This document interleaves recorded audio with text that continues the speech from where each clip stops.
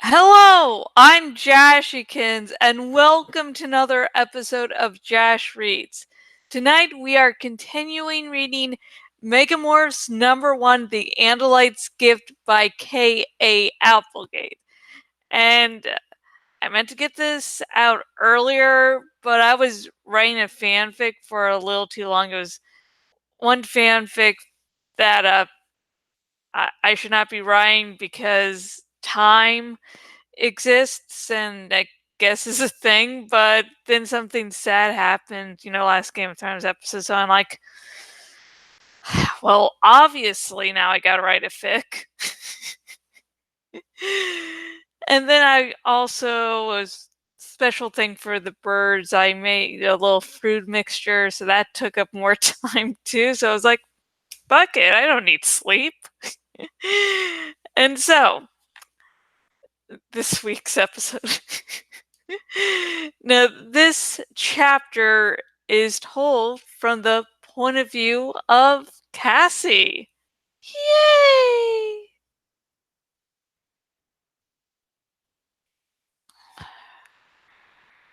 Radio Shack, August Woman, Godiva, The Gap, Mrs. Fields, Casual Corner, B. Dalton, Kinney Shoes, Banana Republic, Bright Lights, Color, Signs, The Smell of Cinnamon Buns, the mall. Ugh. And worse yet, the mall on a Saturday evening. It was crowded. It was loud. But the mall was a place to look for Rachel. Jake, Marco, Tobias, and Axe had all gone to the spot where the ice cream truck attack had taken place. Jake had asked me to look in all the other places she might have gone. He'd said I would know best where she hung out. Maybe that was true, but it bothered me a little.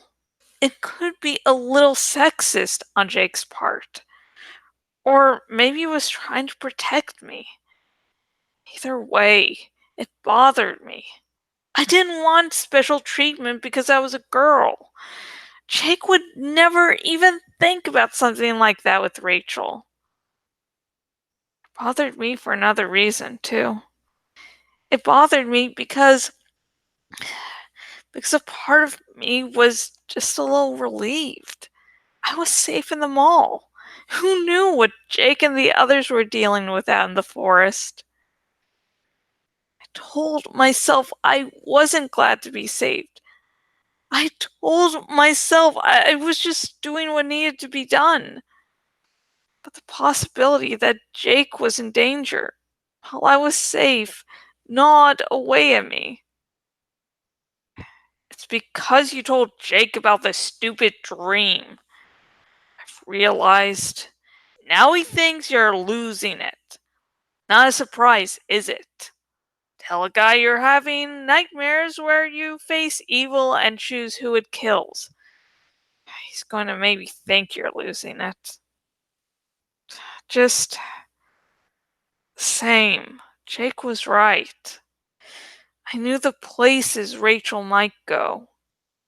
I know Ray checked out the gym where Rachel did gymnastics, and the frozen yogurt place where she always ordered key lime pie flavor.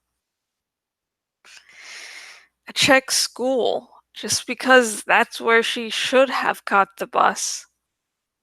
And I had scooped out her house, even though her sister said she wasn't there.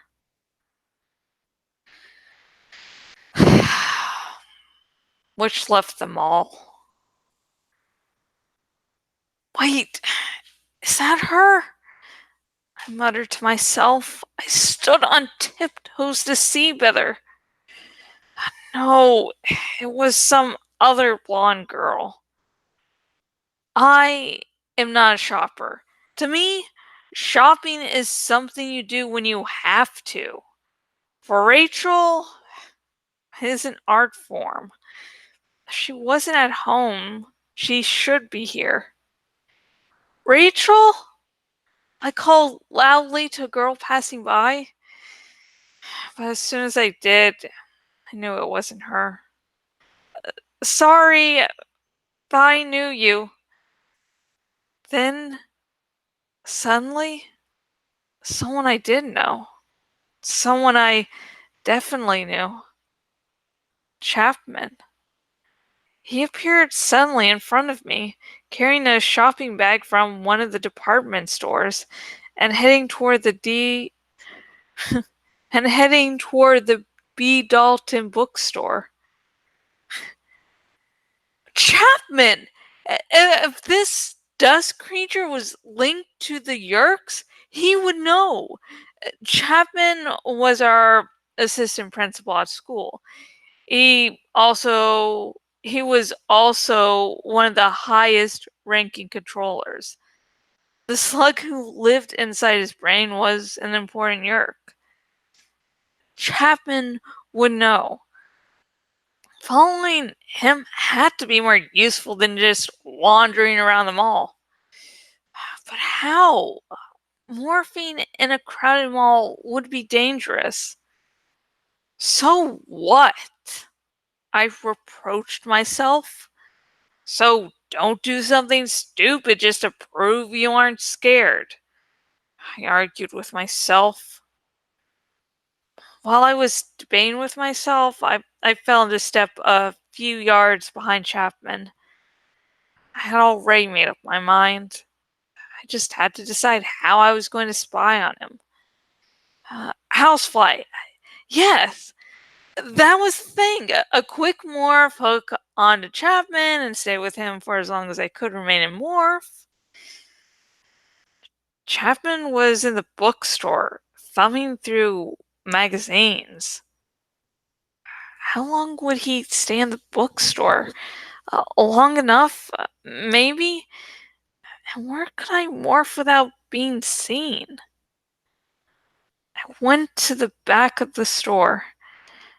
There was a storeroom with the door ajar. Inside the storeroom was a second door.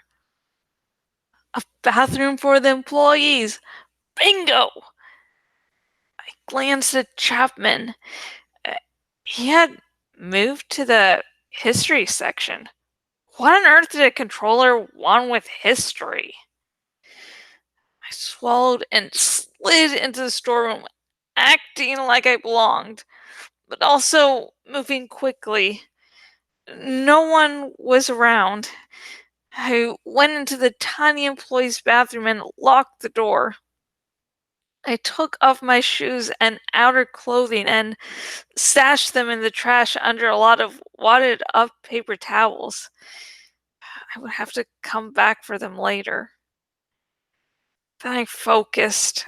It wasn't easy because my heart was pounding and I really didn't like insect morphs much. I focused on the fly and prayed no one broke into the bathroom. I felt I felt giddy.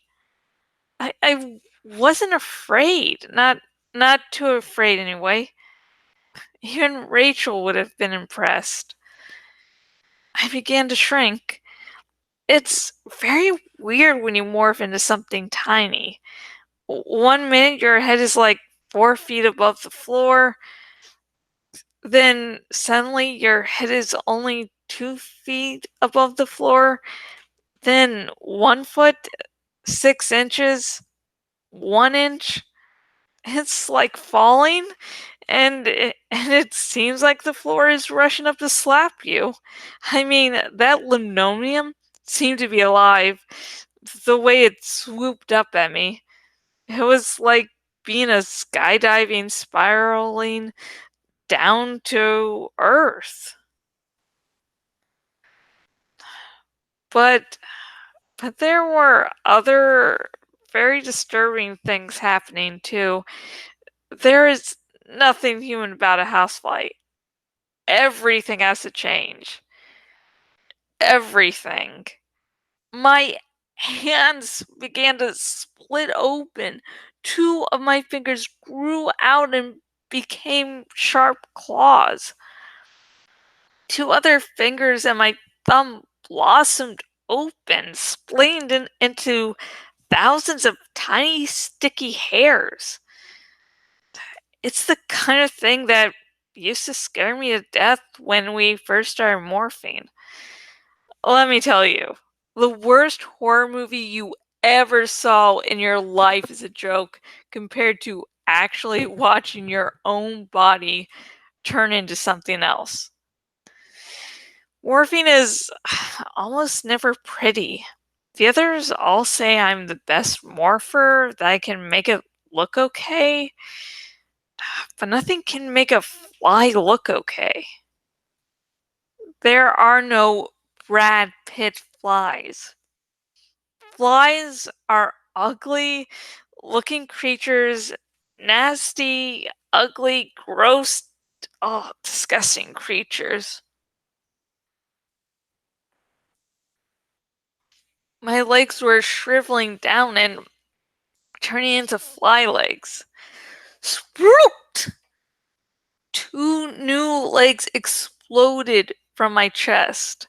Just at the bottom where my ribs had been, the legs shot out of me like huge black worms. They grew dagger-like hairs and formed joints and became as hard as plastic. And my face, that was definitely unpleasant. My nose split open, forming two halves. Each half began sprouting long, sensitive hairs. My mouth and tongue melted together, then grew huge, forming a long tube with an open, spitting, sucking hole on the end. My eyes seemed to shatter, like a mirror broken into 1,000 pieces. My vision was gone for a moment, and I was blind. Then it came back, but was so different I almost didn't realize it was sight at all. I had gone from human eyes to compound eyes, where once my vision was a single picture, now it was 1,000 bits. It was like watching TV with your nose right against the screen while you twist the color control knobs. The bits formed pictures, but the colors were all wrong. At last, I was done morphing. I was a fly. It is true, I guess, that I am a little faster at morphing than the others. Even Axe. I know it's kind of a stupid thing to be proud of, but I am. I beat my powerful wings, let go of my grip on the tiny ridges in the linoleum, and escaped from the bathroom by zooming neatly through the crack of the door. Once out, I shot quickly up for altitude and safety, and headed for Chapman. And that's the end of that chapter. Yeah. I, this chapter is one of the chapters I read in this series, and I just feel old. Like she starts to name off some places in the mall, and the stores aren't really popular today, but back in the day, back when I was like a teenager, yeah, I the some of those stores I definitely remember being more prominent.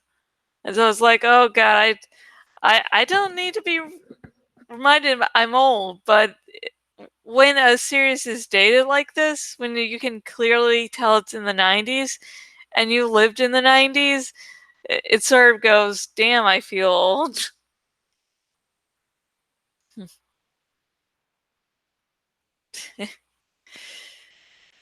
So yeah, that was my big takeaway from this chapter.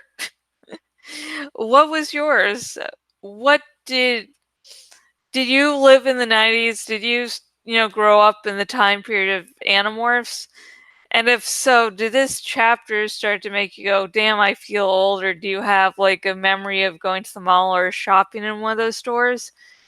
Please comment below. And remember, no major spoilers.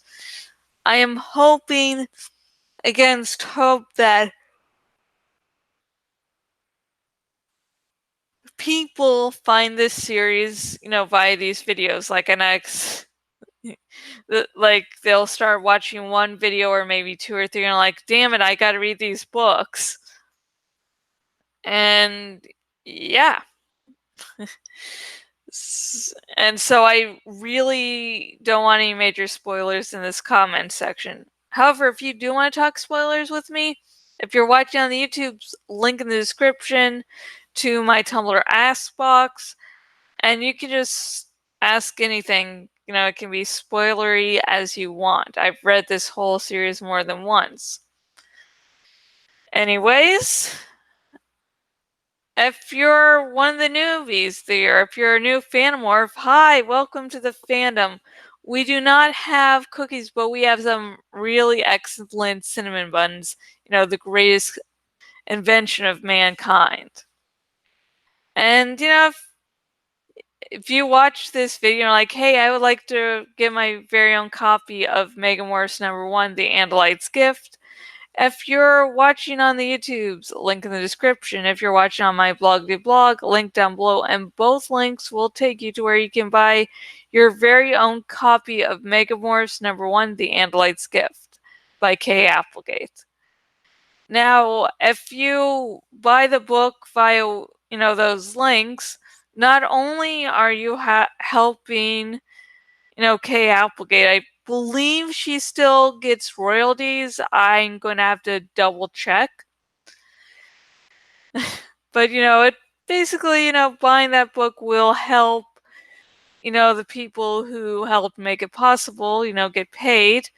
It will also make it so that I also get a little money from that. I can't tell how much, but, a little something for all the hard work I do, not just in these dramatic readings, but also everything else I do in my blog. And it also gets you a nice copy of a good book. It's like, so yeah, win-win-win there. Triple win.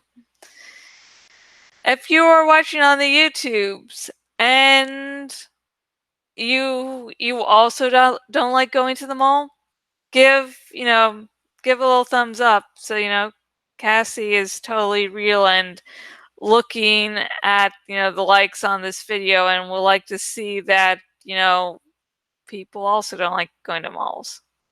Hey, also if you're on the YouTubes, please subscribe to my YouTube channel because I will be reading every Animorph book. So if you don't want to miss out on any Animorphs content, subscribe. And if you're watching on my bloggity blog and watching on the desktop version of my bloggity blog, please choose the follow by email option so you will never again miss out on a blog post by me.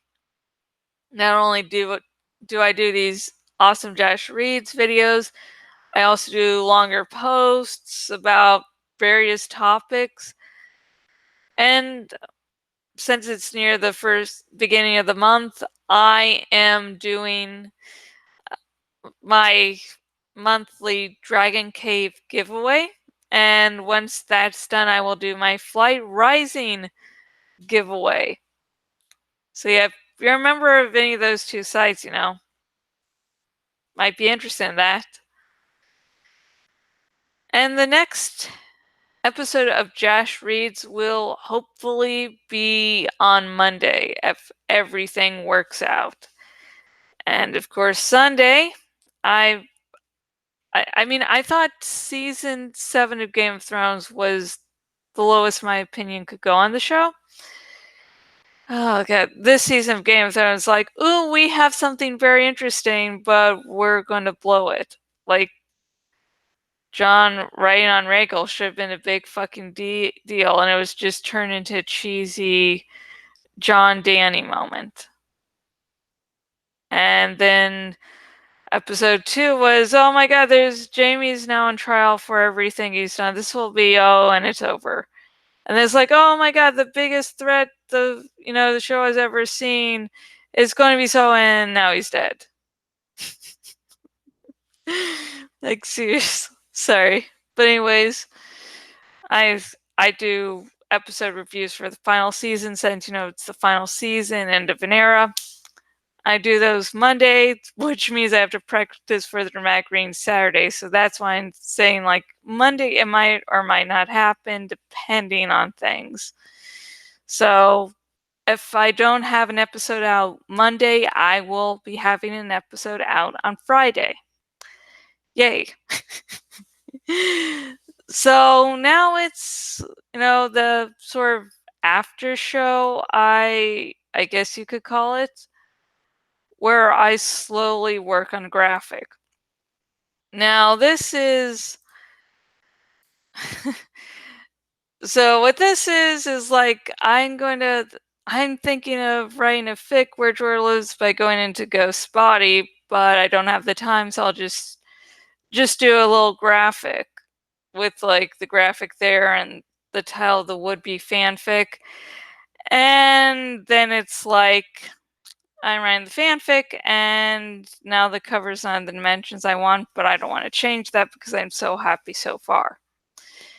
Yay! So yeah, so last time we added, well, it's not Ghost. I tried to find transparent one of Ghost because seriously, me, trying to do cutouts live, uh, yeah. So then I turned the eyes red. And all we have to do now is, write the title down.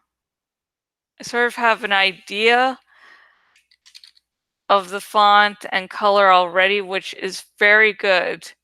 It's very good to know that stuff because for me at least, the font type and color can make or break make or break, a picture. Like everything has to flow. Like right now everything seems nice, seems to add up. And so you have to make sure make sure your shit. Make sure words come out of your mouth, have to make sure the font complements complements the picture. It has, it needs to obviously sort of stand out because, well, people have to notice it. They can't go, oh, there was writing there. But at the same time, it can't stand out too much because then it just looks wrong.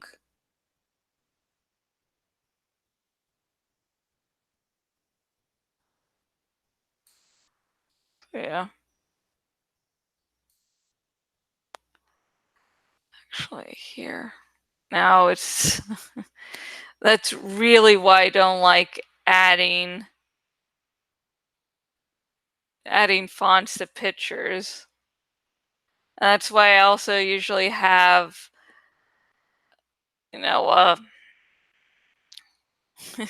have a picture saved with the font and without the not font, without the words and with the words.